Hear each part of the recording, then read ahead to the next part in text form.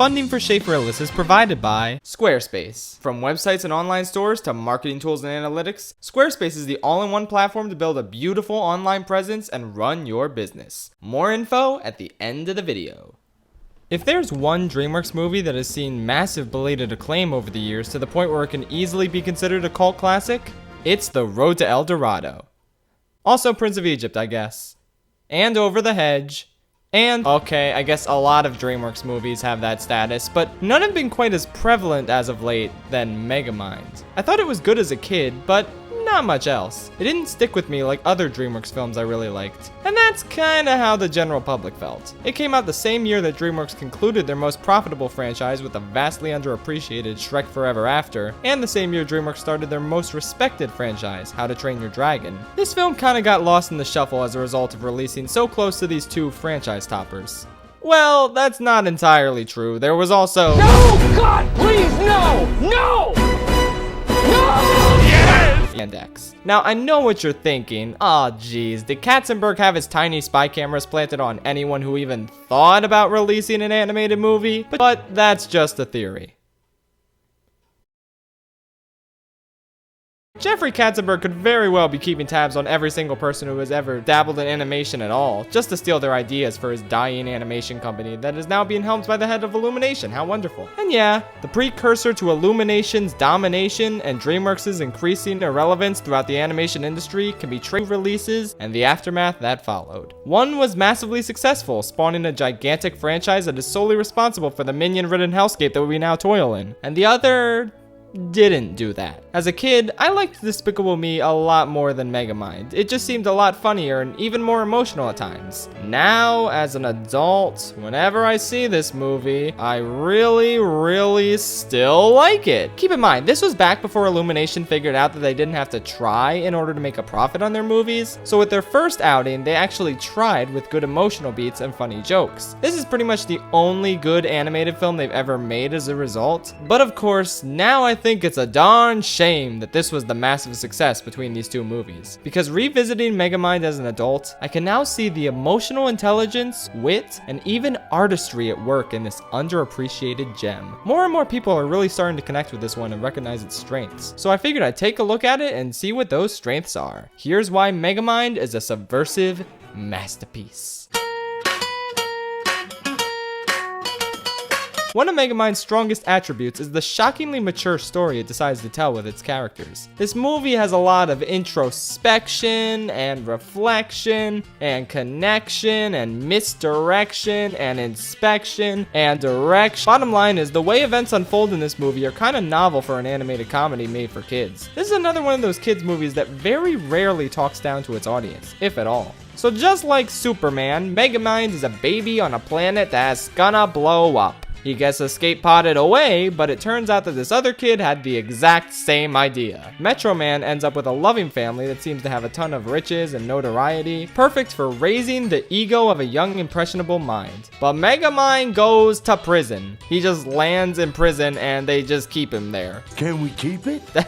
That's just great, honestly. I feel like right off the bat, this movie contains undertones of the whole nature versus nurture debate, of which I am an expert because I wrote a paper on it in the 10th grade. I got like a B, I think. So yeah, like I said, expert. I know everything there is to know about it. The debate essentially boils down to the question, is bad behavior inherited or acquired? In this case, we don't really know anything about the traits that Mega Man or Metro Mind inherited from their families or home planets. For all we know, Metro Man could have come from a planet of evil space tyrants, kinda like Superman. And Mega Mind could be from a world of benevolent blue people, like that live-action Pocahontas remake James Cameron made. I personally think that Megamind was not destined for evil, nor did he come from some sort of evil planet. This line has always been especially clever to me. You are destined for... I didn't quite hear that last part, but it sounded important. Destined for what? Not only is that pretty funny, but it allows us to fill in the blank ourselves. Is Megamind destined for greatness? Heroism? Destruction? Decay? What? Well, that's up for him to decide.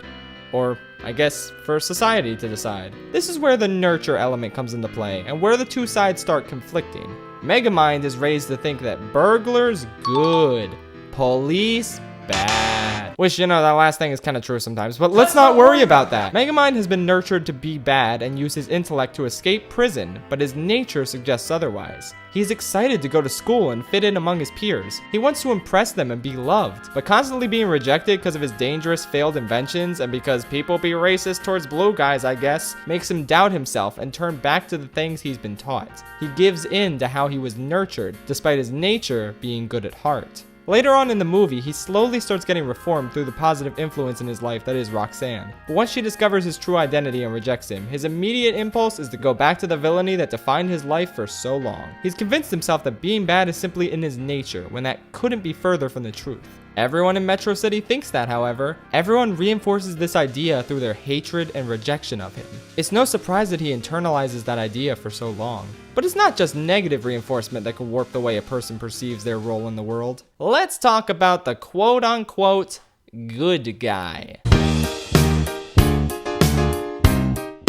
The way Metro Man is developed throughout the course of the story is also really interesting. In a story about a sympathetic villain who always loses to a beloved hero, the movie would usually end up making that hero the movie's antagonist. Not necessarily evil, since that'd be weird. That was his mistake. But, you know, a big asshole. A meanie head. This movie doesn't go that direction, however. Metro Man is kind to citizens while simultaneously coming off as very egotistical and self-absorbed. It's clear from his smug looks as a kid that he adores the attention, and he kinda lets it go to his head. The ceremony celebrating him at the beginning of the movie is one of the best character establishment scenes I've ever seen in an animated film. He's modeled after Elvis Presley, and he clearly has some rock star flair, but the way he uses his superpowers is kinda questionable. Like when he juggles babies? It kinda gives off the impression that these are just props to him, and he's so overconfident in his abilities that he has no problem with tossing babies up into the air and flinging them back to their parents at high speed. Like, what a great way to show off this guy's arrogance and conceited nature. And I love how the mothers aren't even concerned because of how much everyone worships him. Speaking of which... So he can do a couple of tricks, not like he can walk on water. Hey, everybody! This is just a fantastic way to establish hubris that I cannot get over it. And then there's this iconic line.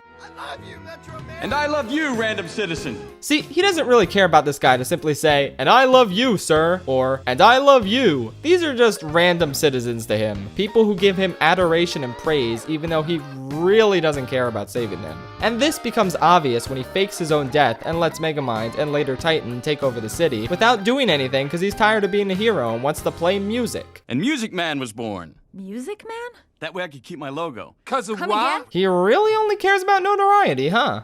Well, yes and no. It becomes evident that Metro Man never aspired to be a superhero, and you can kinda understand him when he says he was never really given a choice, and always had to be what the city wanted. It's understandable that he couldn't handle the societal pressure to be one thing forever, but at the same time, it signifies that he's not really deserving of the title of superhero. Remember in Spider-Verse when MJ said, Peter didn't ask for his powers, but he chose to be Spider-Man. Peter is naturally good at heart, and he used his powers to help others and make a difference, which is what made him a superhero. Metro Man really only ever cared about the notoriety that came from stopping Megamind, be it gold stars in class or a museum dedicated to him. Society molded him into an egotist, but it never really gave him a choice in the matter. So when he chooses not to be Metro Man anymore and fake his own death, is he being selfish, or is it good that he's putting his own feelings before that of society? As the only superhero the city has ever known, does he owe them more than, say, a fireman who gets tired of firefighting and just kind of leaves one day? Or is there a sense of truth present when he tells Megamind, There's a yin for every yang. If there's bad, good will rise up against it. It's taken me a long time to find my calling. Now it's about time you find yours. The movie doesn't really pick a side either way about whether or not Metro Man's choice is justified or cowardly. It's up to the audience to decide, and I really like that. He doesn't have that moment where he comes back in the end, it's just Megamind pretending to be him in order to scare off Titan. That's honestly a great subversion of that tired, annoying trope that even Moana does. Honestly, that's probably the only problem I have with Moana, if we're being honest. Instead of Maui coming back for no reason to help Moana fight Taka, Tamatoa should have risen from the depths and entered a kaiju battle, which would have gone down as the greatest third act in cinematic history, but whatever, they tried, I guess. But if Metro Man using his powers for notoriety casts him in a negative light, what about someone using those powers for Evil! Evil? Evil?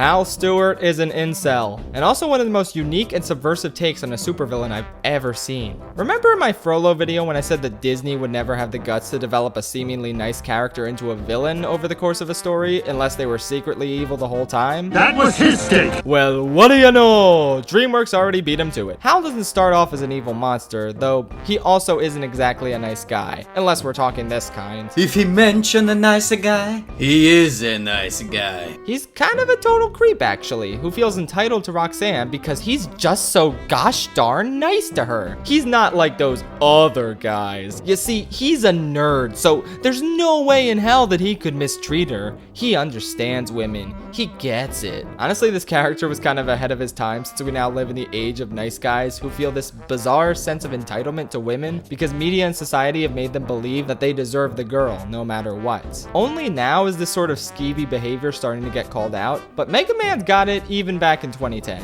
If an entitled perv suddenly got godlike powers in real life, they would be the villain. He gets angry when Roxanne hangs out with another guy. He has a poster of her hanging up with a taped on portion that says, "Good night, Hal." He invites her to a party where it's just gonna be the two of them with a wedding photographer there. I don't know, Hal. I don't really feel like being around a bunch of people. No, that's the best part. It'll just be like you and me. In Hal's mind, the only thing holding him back from being with Roxanne is a lack of superpowers. He's already perfect for her, but she likes Metro Man because he's got muscles and perfect hair and so on and so forth. So now that Hal's super, all he has to do is take her on a flight against her will, put her in mortal danger, then save her. Ta-da! They're in love! Except no, because that's unrealistic and dumb. Roxanne justifiably tells him that they'll never be together, and he kind of throws a temper tantrum and leaves. He's unable to accept the idea that the problem wasn't his lack of powers, it was his scumminess and entitlement. Much like how Metro Man stuck with the hero gig in order to gain adoration, Hal only wanted to be a hero in order to get the girl. When that doesn't happen, he decides to steal stuff instead because it's just in his nature to be horrible. Now he finally has an outlet to do horrible stuff without any concern of potential consequences. And also, I didn't pick up on this until the end of this whole script writing process, but I now kind of see some similarities with Syndrome. A dorky ginger kid gets rejected, which makes him angry, but then he gets super abilities of some kind, and now he's out for a revenge. Hal is admittedly no Syndrome in terms of menace, or well, Presentation! but he is probably funnier than Syndrome, so there's that. You're living a fantasy. There is no Easter Bunny, there is no Tooth Fairy, and there is no Queen of England. Plus, Syndrome was a commentary on toxic, entitled fans. You're not affiliated with me. Hal is a commentary on toxic, entitled nerds who think they're owed women's affection. Yeah, he calls Roxanne out for never taking the time to get to know him before he became Titan. But then you remember that he has literally never not been creepy in any of the scenes these two characters shared. I genuinely hope nobody watched this movie and said, yeah, well, Hal has a point, you know, because like, no. Hey, wait a minute. How did he even afford a wedding photographer in a bouncy castle with the salary of a cameraman? Hey, wait, he lives in this tiny apartment. Where was the bouncy castle supposed to go up? Unless he was lying about it? You really think someone would do that? That's it. I hate this guy even more now. He's even eviler than Syndrome and the most evilest bad guy in the whole world. How could he betray the sanctity of bouncy castles like that? I don't even know what I'm doing anymore. Can we just cut to the next part? Ah, the trademark Schaeferless talks about humor and music in the same segment of the video. It's kind of hard to talk about what makes comedy work or not work due to its subjective nature, and I think the biggest flaw with my Shrek 2 video is my inability to fully explain what made the comedy work so well. So let me try to thoroughly detail why Megamind is a cinematic riot. This movie just has a sense of energy to it that a lot of other animated movies sorely lack. It's not overly energetic like that wacky waving inflatable arm flailing tube man from Norm of the North, but it's not lifeless and flat like the entirety of Shrek the Third. There's always a great sense of comedic pacing, which is owed to the performances, the animation, the editing, and the writing all coming together into a great package. Will Ferrell is great as Megamind. Honestly, this might be his best role. He delivers his comedic lines so expressively and delightfully, while also bringing a nice amount of dramatic pathos to the role. Tina Fey, Brad Pitt, and David Cross all bring a lot to their characters as well. And while Jonah Hill is pretty well cast as Hal and delivers some lines very well, there are admittedly some lines that could have used an extra take or two and didn't feel super convincing. This isn't how you play the game. Game over. Wait, that was the best take you got from him? Still, for the most part, this movie doesn't feel like celebrities going through the motions. It feels like a genuinely great cast that complements the roles and the script. It's not like those random animated movies that just throw Seth Rogen in there because haha, funny man, voice animal, haha, funny joke. Even Kung Fu Panda is guilty of this. Just, can Hollywood stop hiring Seth Rogen for voiceover work? I don't even hate him. I'm just tired of hearing his voice. Oy vey. Let's get back to talking about funny movie now. The animation lends itself to comedy so well simply based on the way the characters move. There's a hilarious segment where Megamind pretends to fight another guy who he's disguising himself as, so he switches back and forth while also complimenting himself along the way. It's so good. There's also the way his giant robot moves, the poses and body language Metro Man and Titan make while flying, all the amazing facial expressions these characters make. It's so solid. But obviously the star of the show here is the writing. It feels like this movie has more laughs per minute than the average DreamWorks movie. It simply crams so many into a short period of time that even if one isn't a banger, there are at least 5 more coming up that are. Dude, that exchange between Megamind and Metro Man about warranties, that actually made me laugh harder than anything in Shrek 2. That is high praise right there. These characters just have such strong, quirky personalities that mesh really well together and lead to a ton of great exchanges over the course of the movie. The other thing that meshes well? The music. There's so many iconic rock songs that complement the bad theme so well, like Back in Black, Crazy Train, Welcome to the Jungle, Bad, and of course, Highway to Hell. The Fitness Gram Pacer test is a multi-stage aerobic What the- capacity test William, that you're progressively sitting gets on the more remote. difficult as it continues. Oh, sorry. I thought it was a brownie. Anyway, yeah, these songs are well implemented and make these scenes exciting. Nothing amazing in this department, but it's important to recognize that it doesn't have the same garbo implementation as Shrek the Third. That's important. Oh yeah, and hearing Mr. Blue Sky play over a montage that includes a Donkey Kong reference is something I never knew I needed. So yeah, great characters, humor, music, animation, all that good stuff. But how's about I serve you a delicious plate of drama? Better eat it hot, because it does not taste good when reheated in the microwave of evil, let me tell you. Who would I be without you? I love you, Metro Man. And I love you, random citizen.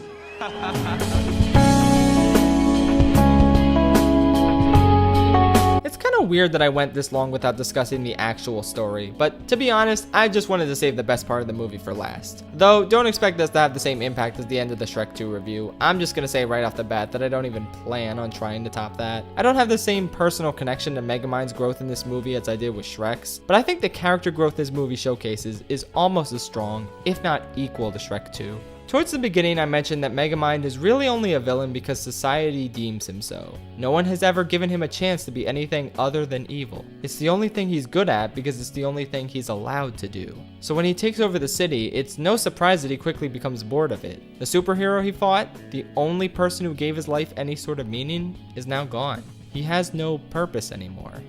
That's the thing about life. Success is actually kind of meaningless in the sense that it doesn't give you true happiness. True happiness comes from connecting with others, forming bonds, sharing experiences, and making each other happy. This isn't strictly tied to romantic connection, it's just in our nature to seek companionship of any kind. That's all Megamind wanted growing up, to be loved and accepted by his peers. But just like Shrek, he's an outcast simply due to society's preconceived notions about him and his nature, meaning he has no choice but to be the monster that people expect him to be. Now that his evil ambitions have been achieved, of course he's unhappy. He never aspired to be evil until society convinced him that's what he wanted. It's almost poetic that he finally finds genuine purpose with Roxanne Ritchie. Yes, he kidnapped her a bunch of times, but that's the villain gig, kidnapping someone close to Metro Man to draw him out. It's clearly not personal against her, as evidenced by this exchange. What if tomorrow we could go kidnap Roxanne Ritchie? That always seems to lift your spirits. Good idea, Minion. But without him, what's the point? So when he accidentally inspires her while disguised as the librarian Bernard, and she returns that kindness by being kind to him for the first time, you get the feeling that he deserves this second chance at happiness. They both deserve a chance at happiness after all they've been through. And now that there's someone in Megamind's life treating him with genuine affection, other than Minion, who's great but really just an enabler for his evil schemes, Megamind finally has a chance to grow as a person and improve himself.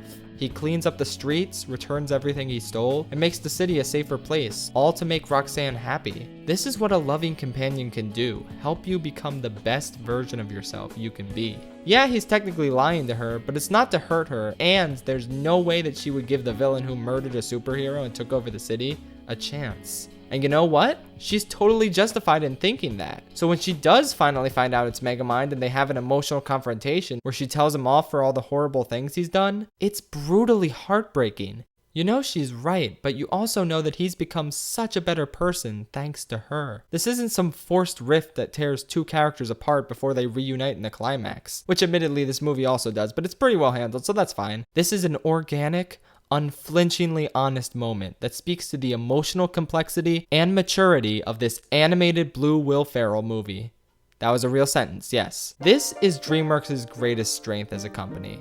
They understand the intricacies of wanting to find meaning in something you never thought you were cut out for. Even if you never thought it was possible to be a good person, someone worthy of caring and praise and love, you always have the capacity to be that person. Everyone has it in them to change. And anyone who's been wronged by someone in the past so many times is completely justified in not giving that person another chance. Megamind understands this, and rather than kidnap Roxanne or force her to be with him, he lets her go because he's grown to respect her as a person and admits that her hatred for him and everything he's done is justified. This is great character growth that is deliberately contrasted with Hal, who can't move on because he sees Roxanne as an object who owes him affection. When Hal goes berserk, Megamind and Roxanne have no choice but to team up again and find Metro Man, who, as it turns out, has no interest in helping them or the city. He tries to encourage Megamind by telling him that good will always rise to match evil, and that it may finally be his time to prove that he's good at heart.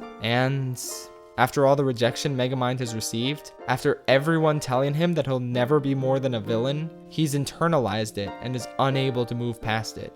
So he turns himself into jail. I used to find this plot point kind of forced, but honestly, at this point in the story, it makes perfect sense that he'd doubt himself to this degree. After reconciling with Minion and realizing that he can at least right the wrongs he caused Roxanne and the city, he returns, but disguised as Metro Man. This is crucial, not only because it intimidates Hal, but because he wants to give the city something to believe in, the hero they deserve. When Minion says, "He's the real hero," I felt that, man. But the best part is when he descends after scaring Titan off, with the cheers of an adoring public echoing through the streets, only for Roxanne to extend her hand. Kind of unsure what to do, Megamind grabs her hand, but she goes for the watch and changes him back to normal, much to his and the crowd's surprise. He didn't think these people would understand or accept the idea that he came to save them. He wanted to keep the charade going since he thought it was in everyone's best interest to believe he was someone else, just like the entire time he was with Roxanne. But she makes the decision to let everyone know that yes, Megamind has changed for the better. And while the crowd hasn't quite figured out how to feel about this, the smile Roxanne gives him is all the acceptance he needs. Pretty sneaky, sis. But there's only one person I know who calls this town Metrocity. This is honestly a really clever way for Titan to figure out it wasn't Metro Man. So after a brief fight with some solid laughs and even emotional reconciliations, Megamind finally saves the day, not by pretending to be someone he's not, but through his ingenuity and amazing inventions. The crowd cheers for him, and much like a lot of this movie, it's a perfect blend between heartfelt and hilarious. Get back, you savages! Sorry. He's just not used to positive feedback. And after a great ending sequence where Megamind gets his own ceremony, the movie is over. Wow, what an incredible, funny, emotional, well-written masterpiece. I'm so glad it got the critical and commercial respect it deserved.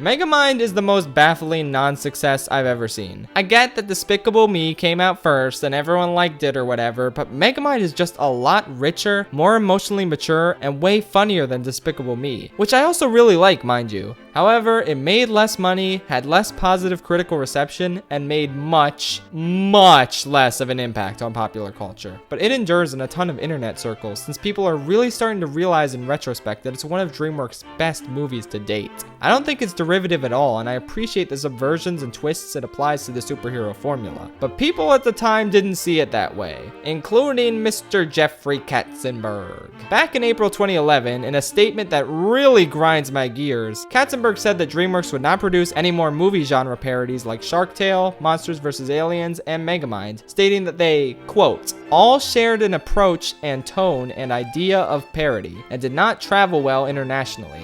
Oh boy. Now look, it's one thing to realize that genre parodies as a whole aren't generating revenue and to focus your efforts onto other projects. But this statement, which lumps a smart, emotional, witty, subversive take on a genre with two pieces of garbage that couldn't be bothered to tell good stories, represents a fundamental misunderstanding of what Megamind was trying to accomplish. The problem with Shark Tale wasn't that it tried to parody mobster movies. The problem was literally everything else about it. It is a fundamentally broken movie. The mobster stuff is kind of secondary to the gaping flaws in terms of character and story. And Monsters vs. Aliens didn't do anything new or different with its genre. It's just a kid's monster movie that also happens to suck, don't at me. Maybe there was also an issue with the general look of Megamind's characters and world being so similar to this movie. I know as a kid I was confused by the villain looking visually similar to Megamind, to the point where I mixed up these two movies all the time. That's the issue with Megamind and the way people perceived it. On the surface, it looks pretty similar to a ton of other animated movies at the time, and didn't seem to offer anything new. Many people either didn't give it a chance or watched it but tuned out the really strong elements because they thought it was just a ripoff of other successes. But that couldn't be further from the truth. Megamind is a genre parody, yes, but it does amazing, beautiful, surprising things with the genre it decides to lovingly spoof. It really has no reason being as great as it is, but as long as it is this great, I'm glad more people are giving it the attention it deserves. It's engaging, clever, fun, and powerful. Kinda like another 2010 DreamWorks movie that went unloved upon its release. I said unloved upon its release. Yeah, that's the one. Next time, baby. But first, I have a quick question. What's the most important aspect of building an online presence? The answer? Presentation! If you want to develop your brand online, look no further than Squarespace, an intuitive online website building tool that will make your business stand out. Squarespace allowed me to explore all the different styles and themes that make for a visually stunning website. I made my own film blog, which is definitely still a work in progress, but I'm excited to continue utilizing the different tools that make for an engaging visual experience. Squarespace can authenticate all your social media profiles so you can auto-post your content to Twitter, Facebook, or Tumblr. All your posts are optimized and tagged properly, so descriptions and titles will be correctly referenced. In terms of analytics, it's super easy to see how your visits, unique visitors, and page views trend over time. Gain insight into the top traffic sources, products, device types, browsers, and operating systems by visits. You also own all of the content that you put on the Squarespace platform, with a one-click data portability offered. Head to squarespace.com for a free trial, and when you're ready to launch, go to squarespace.com/ShaeFrillis to save 10% off your first purchase of a website or domain.